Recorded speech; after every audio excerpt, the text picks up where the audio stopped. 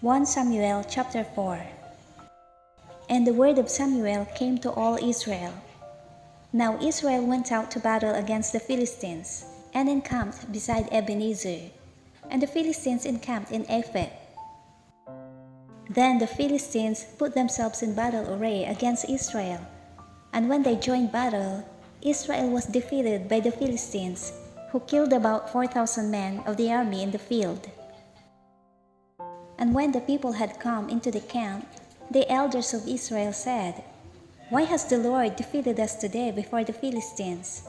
Let us bring the ark of the covenant of the Lord from Shiloh to us, that when it comes among us, it may save us from the hand of our enemies."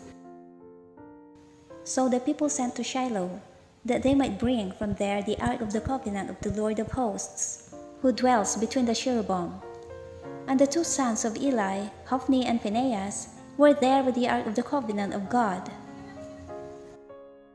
And when the ark of the covenant of the Lord came into the camp, all Israel shouted so loudly that the earth shook.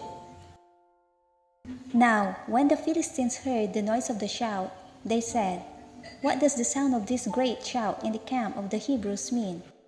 Then they understood that the ark of the Lord had come into the camp. So the Philistines were afraid, for they said, "God has come into the camp." And they said, "Woe to us, for such a thing has never happened before. Woe to us, who will deliver us from the hand of these mighty gods? These are the gods who struck the Egyptians with all the plagues in the wilderness. Be strong and conduct yourselves like men, you Philistines, that you do not become servants of the Hebrews as they have been to you. Conduct yourselves like men and fight." So the Philistines fought, and Israel was defeated, and every man fled to his tent. There was a very great slaughter, and there fell of Israel 30,000 foot soldiers. Also the ark of God was captured, and the two sons of Eli, Hophni and Phinehas, died. Death of Eli. Then a man of Benjamin ran from the battle line the same day, and came to Shiloh with his clothes torn and dirt on his head. Now when he came, there was Eli, sitting on the seat by the wayside, watching, for his heart trembled for the ark of God. And when the men came into the city and told it, all the city cried out. When Eli heard the noise of the outcry, he said, "What does the sound of this tumult mean?" And the men came quickly and told Eli. Eli was 99 years old, and his eyes were so dim that he could not see. Then the man said to Eli, "I am he who came from the battle, and I fled today from the battle line."